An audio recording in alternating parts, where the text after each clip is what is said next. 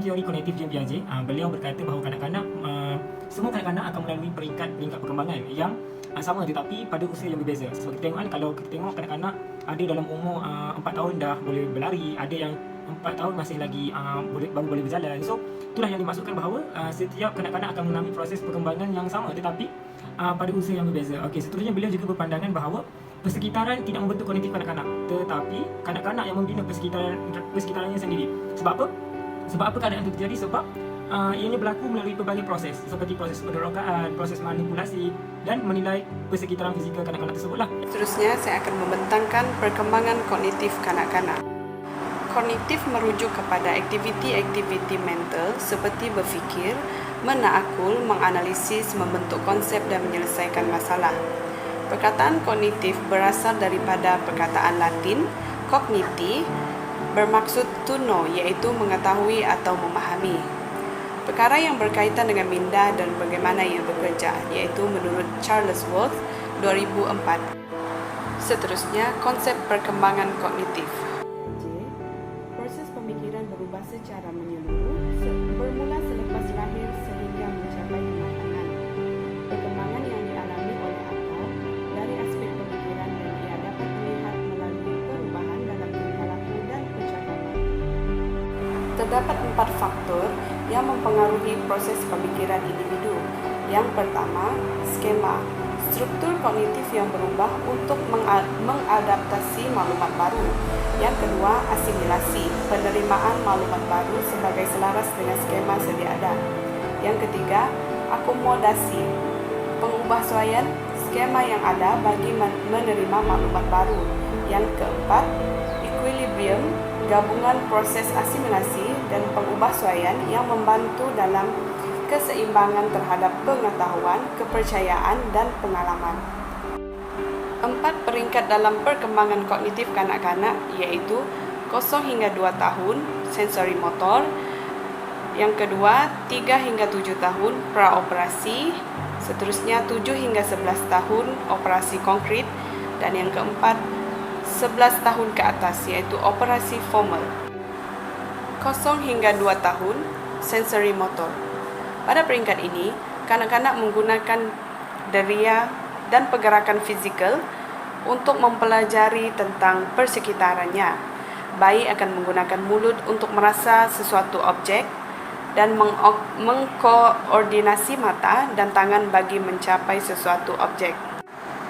3 hingga 7 tahun praoperasi, kanak-kanak telah mula menggunakan minda bagi membentuk skema-skema baru. Kanak-kanak juga dapat mewakili sesuatu dengan simbol mental iaitu bahasa, isyarat, gambar dan sebagainya. Pada peringkat ini juga, kanak-kanak menggunakan simbol untuk menyatakan sesuatu objek, orang atau peristiwa yang dialami oleh mereka. Peringkat seterusnya ialah 7 hingga 11 tahun operasi konkret.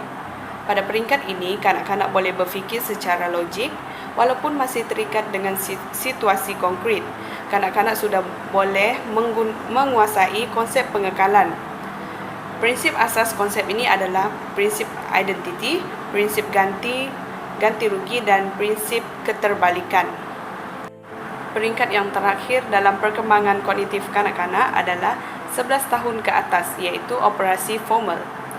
Pada peringkat ini, kanak-kanak boleh melakukan andaian dan jangkaan berdasarkan fakta. Pemikiran mereka juga tidak lagi tertumpu kepada objek konkret semata-mata, namun boleh memikirkan idea secara abstrak dan membuat hipotesis. Pada peringkat ini juga, egosentrik remaja telah timbul, iaitu mereka susah menerima pendapat orang lain. Saya akan membentangkan teori kognitif dari pandangan Vygotsky. Vygotsky merupakan tokoh psikologi Rusia yang dilahirkan pada 17 November tahun 1986. Sumbangan beliau adalah dalam penulisan perkembangan kognitif kanak-kanak. Menurut Vygotsky, interaksi kanak-kanak bersama orang-orang berkepentingan dalam persekitaran budayanya adalah menjadi faktor utama yang mempengaruhi perkembangan kognitif mereka. Teori Vygotsky juga lebih cenderung menyatakan bahawa kanak-kanak bergantung kepada orang persekitarannya untuk berkembang secara progresif.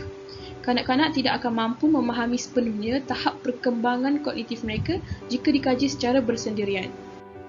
Oleh itu, peranan masyarakat dalam membentuk kognitif yang baik dalam diri kanak-kanak adalah amat penting kerana melalui masyarakatlah kanak-kanak boleh mendapatkan sokongan untuk mengenal diri dan perkembangan potensi. Antara konsep yang dikemukakan oleh Vygotsky adalah internalization, iaitu proses menyebatikan aktiviti-aktiviti sosial yang dilalui oleh seseorang individu ke dalam proses kognitifnya secara beransur-ansur. Seterusnya adalah scaffolding, iaitu bantuan perancah. Konsep ini memainkan peranan penting dalam aktiviti pemerolehan bahasa yang didasari oleh interaksi sosial kanak-kanak. Di sini dapat dilihat bahawa ibu bapa memainkan peranan penting atau sebagai tulang belakang dalam semua aspek kehidupan kanak-kanak. Seterusnya adalah konsep zon perkembangan proksimal, iaitu tindakan berdikari yang diambil oleh kanak-kanak tanpa bantuan orang dewasa, serta apakah tindakan yang perlu dijalankan berpandukan arahan atau kerjasama dari orang sekeliling. Okey, seterusnya adalah perkembangan bahasa kanak-kanak. Peranan bahasa di sini adalah pemerolehan ilmu pengetahuan. Menurut Vygotsky, perkembangan bahasa kanak-kanak berkembang secara selari dengan perkembangan berkomunikasi dan berinteraksi secara sosial dengan komuniti mereka. Menurut Rohani Abdullah 2001, kanak-kanak menggunakan bahasa sebagai medium untuk penyelesaian masalah dan membentuk kognitif yang baik dan juga membentuk sikap berdikari. Saya akan menerangkan mengenai perkembangan fizikal. Seperti kita sedia maklum, setiap individu akan mengalami proses perkembangan fizikal. Okey, menurut Doherty dan Brennan 2008, perkembangan bermaksud proses yang berlaku sepanjang masa. Dalam proses perkembangan ini, kita akan lihat perubahan yang berlaku pada diri seseorang individu hasil daripada interaksi di antara faktor genetik yang diwarisi dan pengaruh persekitaran. Kanak-kanak dilahirkan dengan memiliki sifat, bakat dan ciri yang semula jadi yang diwarisi dari ibu bapa mereka. Keadaan persekitaran pula menentukan bagaimana kanak-kanak ini menggunakan bakat yang diwarisi untuk berinteraksi dengan orang di sekelilingnya dengan pelbagai situasi.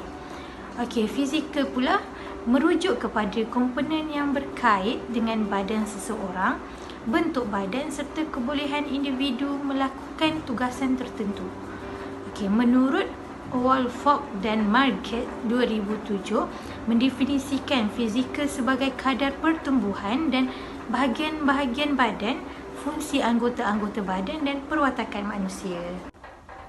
Untuk konsep fizikal bagi kanak-kanak, semasa membesar, kanak-kanak dia akan mengalami perubahan dalam ketinggian, berat badan dan mereka akan menjadi lebih kuat serta dapat melibatkan diri dalam aktiviti fizikal yang lebih kompleks. Okay, seterusnya saya akan menerangkan mengenai perkembangan fizikal yang bermula daripada 0 bulan hingga 6 tahun. Okey, antara aspek perkembangan fizikal adalah pertumbuhan gigi, perkembangan rupa paras dan tubuh badan, lilitan kepala dan lengan, ketinggian badan serta perkembangan berat badan. Untuk perkembangan rupa paras dan tubuh badan, kanak-kanak akan mengalami pertumbuhan yang pesat sama ada lelaki ataupun perempuan. Okey, bayi pada kecil kelihatan memiliki perut yang puncit, mata yang besar, dah yang lepek. Besar kepalanya adalah 1/3 daripada badannya. Apabila mencapai 0 hingga 6 tahun, ciri bayi tersebut sudah berubah di mana rupa paras mula terbentuk. Bagi perkembangan berat badan pula, berat purata bayi yang baru lahir yang sihat adalah 3 kg. Pada umur 0 hingga 6 bulan, berat bayi akan bertambah terutamanya selepas 10 hari kelahiran. Dalam 6 bulan pertama, perkembangan tertumpu kepada otot, seterusnya tertumpu kepada pergerakan. Pada umur 6 bulan hingga 6 tahun pula, pertambahan berat badan berlaku dan selalunya berat badan kanak-kanak lelaki adalah lebih berat berbanding kanak-kanak perempuan. Untuk ketinggian badan pula, umur 0 hingga 2 tahun, purata ketinggian bayi adalah sekitar 50%.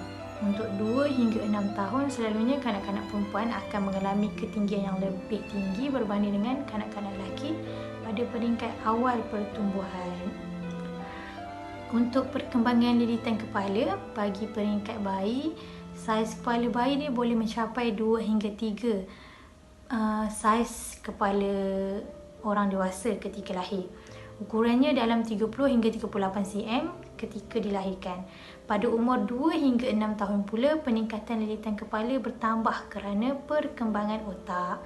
Okey, untuk perkembangan lilitan lengan bayi, lilitan lengan ni lebih cepat pada awal kelahiran, iaitu berukuran 11 hingga 16 cm. Okey, 1 hingga 5 tahun kadar lilitan lengan sama antara 16 hingga 17 cm. Untuk pertumbuhan gigi, seperti kita sedia maklum, manusia mempunyai 2 set pertumbuhan gigi. Yang pertama ialah sebanyak 20 batang gigi yang dikenali sebagai gigi susu. Kedua adalah gigi kekal sebanyak 32 batang. Okey, untuk umur 0 hingga 6 bulan, bayi masih tidak mempunyai gigi.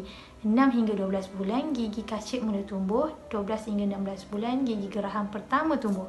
16 hingga 20 bulan, gigi taring mula tumbuh. Dan 2 hingga 7 tahun, gigi susu keseluruhannya akan mula tumbuh dan akan mula tanggal pada hujung peringkat kanak-kanak.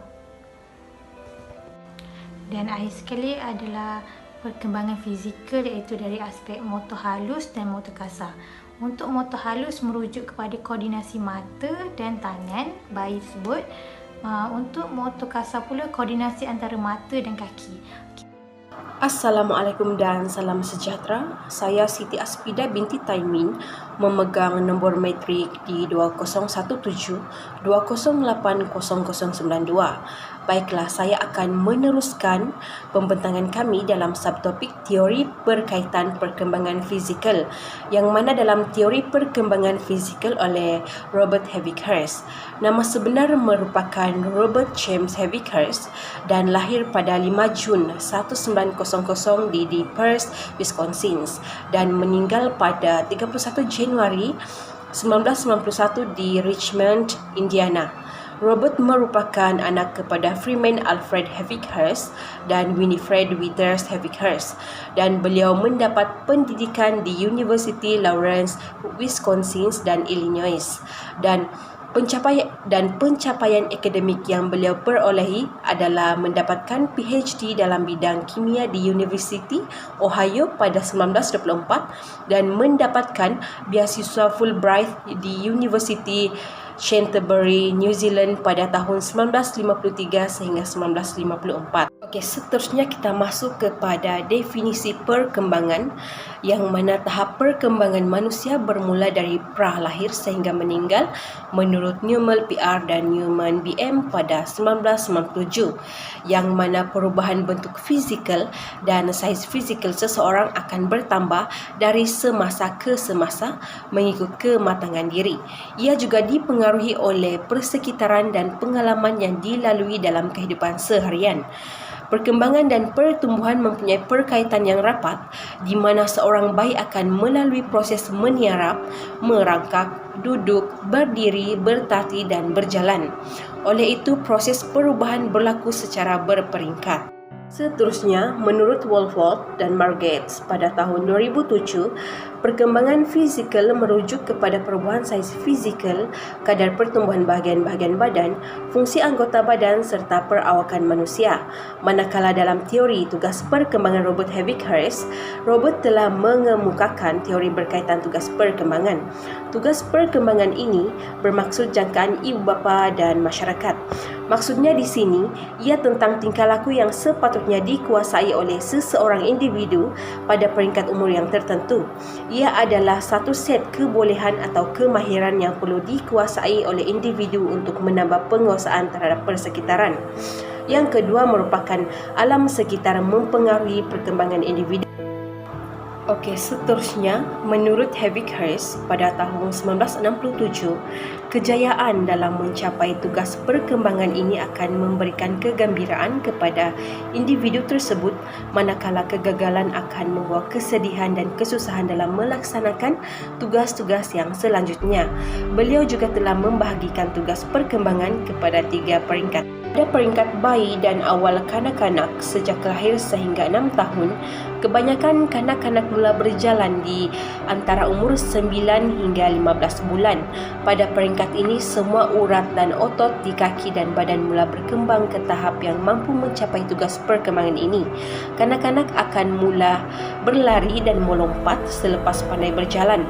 Sistem penghadaman kanak-kanak juga berangsur-angsur bersedia menghadam dan menyerap pelbagai jenis makanan. Seterusnya, organ-organ mengunyahnya akan berkembang sehingga dapat mengunyah makanan bejal apabila umurnya mencapai 2 tahun. Pada peringkat ini juga, kanak-kanak mula menyebut dan berkomunikasi dengan menggunakan bunyi untuk bercakap. Pertuturan menjadi cara mereka meluahkan perasaan mereka, sama ada mereka suka atau tidak terhadap sesuatu benda. Latihan membuang air kecil dan besar pada masa dan tempat yang sesuai adalah latihan yang pertama yang diterima oleh kanak-kanak. Kesan latihan ini mungkin akan berterusan dan mungkin mempengaruhi waktu kanak-kanak tersebut pada kemudian hari. Kanak-kanak juga akan mula sedar tentang perbezaan jantina, iaitu lelaki dan perempuan. Sejak awal lagi kanak-kanak diajar bertingkah laku sebagai seorang lelaki dan perempuan, seterusnya menjaga pergaulan mereka. Kemudian ia juga akan mengetahui perbezaan struktur tubuh badan lelaki dan perempuan. Selain itu, pada peringkat ini juga kanak-kanak akan bersedia untuk belajar dengan memberi fokus kepada tanda-tanda yang mewakili huruf dan perkataan. Kesediaan membaca juga dapat diasuh melalui pengalaman langsung kanak-kanak. Ketika kanak-kanak berumur 6 tahun, kanak-kanak sudah pandai untuk bertolak ansur dan bertimbang rasa. Mereka juga bersedia mendengar pandangan orang lain dan boleh membezakan betul dan salah. Pada peringkat pertengahan kanak-kanak berumur 6 sehingga 12 tahun pula, pada peringkat ini kanak-kanak dapat menguasai beberapa kemahiran fizikal dalam permainan. Hal ini kerana pertumbuhan tulang dan otot kanak-kanak mula berkembang. Dalam hal ini, pengaruh rakan sebaya memainkan peranan yang amat penting terhadap kanak-kanak. Jadi kanak-kanak haruslah diasuh dengan didikan sempurna untuk membina sikap diri yang baik. Kanak-kanak akan mula belajar bertolak ansur dengan rakan sebaya dalam kehidupan sosial mereka. Pertumbuhan ini juga akan menyebabkan kanak-kanak berasa jauh daripada keluarga dan akan pergi kepada rakan sebaya. Kanak-kanak juga harus belajar peranan jantina mereka. Dalam hal ini, mereka dibantu oleh pengaruh ibu bapa, adik-beradik serta saudara mara. Di sekolah pula, guru memainkan peranan yang penting dalam memberikan contoh yang terbaik kepada murid-murid. Selain itu, pada peringkat ini juga kanak-kanak sudah menguasai kemahiran asas, iaitu kemahiran membaca, menulis, mengira, iaitu 3M. Kanak-kanak juga akan mula berkawan dengan orang lain dan mampu memahami konsep hidup serta moral. Seterusnya, mereka mula memahami dan belajar membentuk sikap yang mengakui hak, keupayaan dan kelemahan pada setiap individu. Okey, pada peringkat yang ketiga, iaitu peringkat awal remaja dan remaja berumur 12 tahun sehingga 18 tahun pula. Pada peringkat ini, golongan remaja akan mengalami perubahan dari segi bentuk badan dan suara. Kanak-kanak perempuan akan berkelakuan sebagai orang perempuan dan lelaki akan berkelakuan sebagai seorang lelaki. Mereka harus memahami bagaimana untuk bergaul dan bersosial bersama kawan-kawan yang berlainan jantina, dan remaja juga belajar membentuk emosi daripada ibu bapa, iaitu belajar untuk menghormati orang yang lebih tua dari mereka. Di samping itu, remaja harus bersedia memilih satu pekerjaan yang sesuai untuk masa depannya. Dan remaja juga sedang mempelajari peranan dan tanggungjawab yang sewajarnya dalam kehidupan mereka pada dewasa kelak. Kesimpulannya, mengikut teori Habig-Hurst, beliau mempercayai bahawa manusia mempunyai tugas perkembangan pada setiap peringkat hidup mereka. Sesuatu tugasan dalam peringkat hidup mereka akan mempengaruhi peringkat seterusnya. Okey, sekian sahaja daripada saya. Seterusnya akan disambung oleh rakan saya yang seterusnya. Seterusnya saya akan menerangkan perkembangan kanak-kanak dari sudut biologi, di mana faktor biologi ini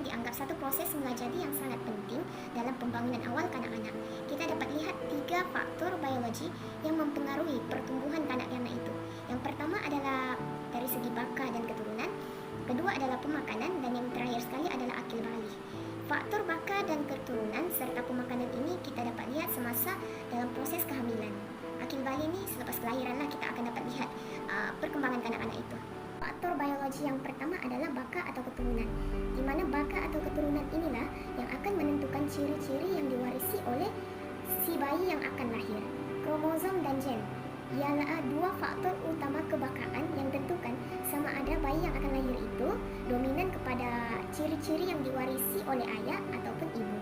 Kebanyakan orang mempunyai 23 pasang kromosom. Seperti individu normal yang lain, kita semua mempunyai 23 pasang kromosom kecuali sel-sel pembiakan khas yang dipanggil gamet. Seterusnya kita lihat perbezaan kromosom yang menentukan jantina bayi yang akan lahir. Bagi lelaki, anak lelaki biasanya mempunyai satu kromosom X dan satu kromosom Y, jadinya XY. Manakala kalau bayi perempuan mempunyai dua kromosom X, yaitu XX. Bermakna di sini kromosom Y yang akan menentukan jantina bayi yang akan lahir itu sama ada lelaki atau perempuan. Jika XY maknanya lelaki dan jika XX maknanya perempuan. Untuk anak lelaki, hormon yang mereka hasilkan dipanggil androgens dan hormon yang terpenting mereka adalah testosteron. Manakala perempuan, hormon yang akan dihasilkan perempuan adalah estrogen dan progesteron. Pernah terdengar bahawa ada kanak-kanak perempuan tetapi menunjukkan sifat-sifat kelelakian. Mengapa sedemikian? Kerana hormon yang dihasilkan oleh kanak-kanak perempuan itu mempunyai androgens yang lebih tinggi berbanding estrogen, di mana dia mempunyai sifat-sifat kelakian. Faktor biologi yang kedua adalah dari segi pemakanan. Pemakanan ini sangat-sangat penting untuk si ibu sepanjang dalam proses kehamilan maupun selepas kehamilan. Sebelum lahir, diet ibu dan kesihatan secara keseluruhan memainkan peranan yang sangat-sangat penting dalam perkembangan kanak-kanak. Asid folik, di mana pengambilan asid folik ini merupakan vitamin yang sangat penting untuk si ibu semasa dan selepas proses kelahiran. Kekurangan pengambilan asid folik bagi si ibu akan menyebabkan risiko-risiko kecacatan si bayi yang akan lahir. Sebagai contoh, yang pertama kecacatan kelahiran bayi yang diberi nama anencefali dan berisiko juga untuk mengalami kecacatan tulang belakang yaitu spina bifida. Kecacatan kelahiran ini berlaku dalam beberapa minggu pertama kehamilan. Faktor biologi yang ketiga ialah akil balik. Akil balik boleh didefinisikan sebagai pencapaian kematangan seksual kanak-kanak lelaki ataupun perempuan. Menurut laman web Kementerian Kesihatan Malaysia, akil balik bermula antara umur 9 hingga 16 tahun bagi lelaki dan perempuan. Ada yang mengalaminya lebih awal dan ada juga yang lewat. Selepas pada peringkat akil balik ini, seseorang individu itu sudah mempunyai keupayaan dari segi pembiakan. Dalam hal ini, ada di antara kita sebagai perempuan pada zaman akhir kanak-kanak iaitu 12 tahun sudah mengalami akil balik dan sudah mencapai kematangan, dan ada juga sebaliknya. Ada yang awal dan ada yang lambat. Kita akan lihat perbezaan akil balik pada zaman kanak-kanak akhir. Ada di antara kita pada zaman kanak-kanak kita iaitu pada bangku sekolah rendah darjah 5 iaitu 11 tahun, darjah 6 12 tahun sudah mencapai kematangan. Untuk lelaki menunjukkan akil balik apabila pancaran air mani yang pertama dialami oleh mereka, di mana mereka ini mengalami mimpi yang menggairahkan sehingga mengeluarkan air mani. Kalau perempuan pula kita akan lihat apabila keluarnya darah haid yang pertama. Saya akan meneruskan pembentangan untuk tajuk keperluan perkembangan psikologi kanak-kanak untuk kaunseling kanak-kanak. Okey, untuk keperluan perkembangan psikologi kanak-kanak untuk kaunseling kanak-kanak, ia penting untuk kita belajar. Yang pertama ialah untuk memenuhi keperluan psikologi sesuai dengan tahap perkembangan kanak-kanak. Tahap perkembangan kanak-kanak memiliki keperluan psikologi yang berbeza. Dan kaunseling kanak-kanak biasanya memberi tumpuan kepada keperluan psikologi iaitu emosi, kognitif dan tingkah laku. Okey, yang kedua ialah untuk mengetahui perkembangan psikologi sesuai dengan keperluan psikologi kanak-kanak. Perkembangan psikologi akan mempengaruhi pertumbuhan dan kematangan individu. Dan kaunselor harus sedar tindakan atau teknik yang sesuai untuk membantu kanak-kanak menangani isu yang dihadapi. Di sini, saya sertakan isu kaunseling yang melibatkan keperluan psikologi kanak-kanak, iaitu keperluan psikologi kanak-kanak yang pertama, iaitu dari sudut pengawalan emosi kanak-kanak. Okey, misalnya pengawalan emosi marah ketika bersama keluarga, rakan-rakan dan guru.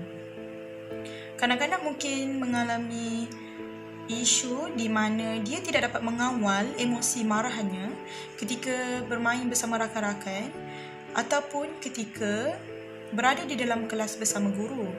Jadi, sebagai kaunselor, kita kena belajar teknik-teknik yang boleh membantu pelajar kita supaya dapat mengawal emosi marahnya. Isu kaunseling yang melibatkan kognitif pula, antara contohnya ialah masalah lambat merespon. Misalnya pelajar ataupun kanak-kanak tersebut lambat merespon pertanyaan guru dan ketika sesi kaunseling.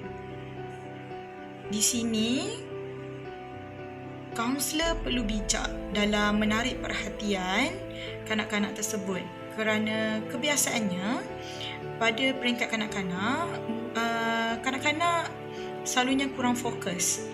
Jadi, kaunselor dan guru perlu bijak dalam menarik perhatian pelajar supaya dapat merespon pertanyaan dengan cepat.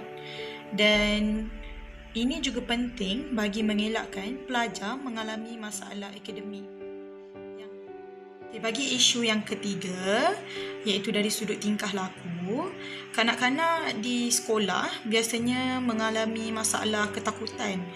Okey, misalnya kanak-kanak sentiasa berasa takut, menunjukkan reaksi bimbang dan tiada keyakinan diri. Ini mungkin terjadi akibat daripada asuhan keluarga ataupun faktor-faktor yang lain.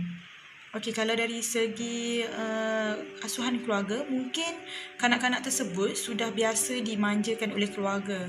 Jadi apabila masuk ke alam persekolahan, kanak-kanak akan rasa tidak yakin dan akan bergantung kepada orang lain. Jadi itu yang terjadi di mana pelajar datang sekolah menangis, tak nak bagi kerjasama dalam kelas dan sebagainya. Jadi isu-isu seperti ini, kaunselor perlu tahu dan perlu atasi mengikut keperluan psikologi kanak-kanak tersebut. Assalamualaikum warahmatullahi wabarakatuh. Okey, saya akan membentangkan berkaitan dengan Akta Kanak-Kanak. Jadi, saya akan ambil Akta Kanak-Kanak 2001. Okey, terlebih dahulu saya akan menceritakan tujuan Akta Kanak-Kanak 2001 ditubuhkan. Okey, yang pertama, kenapa Akta Kanak-Kanak ditubuhkan adalah untuk memberi perlindungan kepada kanak-kanak. Daripada segi apa? Yang pertama dari segi mengelakkan daripada penyiasaan, penyalahgunaan, diskriminasi, eksploitasi dan penderaan kanak-kanak. Okay, seterusnya yang kedua adalah untuk mencegah dan mengurangkan kesan masalah sosial atas kanak-kanak. Seperti yang kita sedia maklum, sekarang kita banyak mendengar apa kanak-kanak ataupun pembawakan masalah menyebabkan terkesan kepada kanak-kanak itu sendiri. Okay, seterusnya adalah untuk memastikan penjagaan, perlindungan dan pendidikan kanak-kanak diberikan secara percuma. Seperti yang sedia maklum, di Malaysia kita mempunyai hak perlindungan, penjagaan dan hak pendidikan yang diberikan sama rata dan hak pendidikan diberikan secara percuma kepada semua kanak-kanak yang tinggal di Malaysia. Okey, seterusnya kita beralih pula kepada kuasa mahkamah bagi kanak-kanak. Okey, dalam kuasa mahkamah ada 4. Yang pertama adalah memerintah kanak-kanak dimasukkan ke tempat perlindungan. So, mahkamah adalah berhak dan mempunyai kuasa untuk memerintahkan kanak-kanak dimasukkan ke tempat perlindungan sekiranya kanak-kanak tersebut didapati terlibat dengan penderaan ataupun diskriminasi lah oleh individu-individu yang terlibat. Seterusnya, mahkamah juga berhak untuk meletakkan kepada pemeliharaan orang yang layak. Okey, sekiranya terjadi sesuatu terhadap kanak-kanak tersebut oleh orang tertentu, Jadi mahkamah boleh memutuskan bahawa sesiapa individu yang layak untuk menjaga dan memberikan hak untuk penjagaan dan perlindungan kepada individu tersebut. Okey, untuk kuasa yang ketiga iaitu mengarahkan ibu, bapa ataupun penjaga menyempurnakan bom bagi kanak-kanak tersebut. Okey, itu yang ketiga. Dan yang keempat, mahkamah juga mempunyai kuasa untuk meletakkan di bawah penguasaan. So, maknanya kanak-kanak tersebut dengan kuasa mahkamah, kanak-kanak tersebut boleh diawasi mengikut kuasa mahkamah tersebutlah. So, itu sahaja untuk kuasa mahkamah bagi kanak-kanak lah. Terusnya kita pergi kepada bentuk-bentuk penderaan kanak-kanak. Okey, bentuk-bentuk penderaan kanak-kanak. Yang pertama dekat sini adalah penganiayaan fizikal. Contohnya pukul, rotan dan sebagainya lah, penderaan-penderaan yang fizikal. Yang kedua adalah pengabaian kanak-kanak. Kalau kita tahu dekat Malaysia ni, lately ni kita banyak dengar tentang pengabaian kanak-kanak lah. Kesempitan wang menyebabkan kanak-kanak ditinggal begitu saja di rumah. Okey, seterusnya penderaan mental. Penderaan mental ni seakan-akan pengabaian kanak-kanak, tetapi lebih kepada mental lah. Dia punya mengganggu dia punya emosi. Seterusnya adalah penderaan seksual. Penderaan seksual ni juga banyak berlaku di Malaysia, yang berlaku dalam kalangan kanak-kanak lah. Okey, seterusnya adalah buruh kanak-kanak. Buruh kanak-kanak adalah salah satu bentuk penderaan kanak-kanak yang juga kerap berlaku di Malaysia. Kalau kita dekat kawasan-kawasan pendapatan yang miskin, pinggir bandar, banyak kanak-kanak yang terpaksa bekerja untuk keluarga. Untuk kesimpulan, berdasarkan apa yang telah dibentangkan, saya dapat menyimpulkan bahawa teori perkembangan kognitif yang digunakan oleh James Piaget menerangkan bahawa perkembangan kognitif mempunyai beberapa peringkat, iaitu peringkat sensori motor, pra-operasi, operasi konkret dan operasi formal. Manakala pendekatan daripada Lee Vygotsky menyatakan bahawa kanak-kanak belajar dan menguasai kemahiran melalui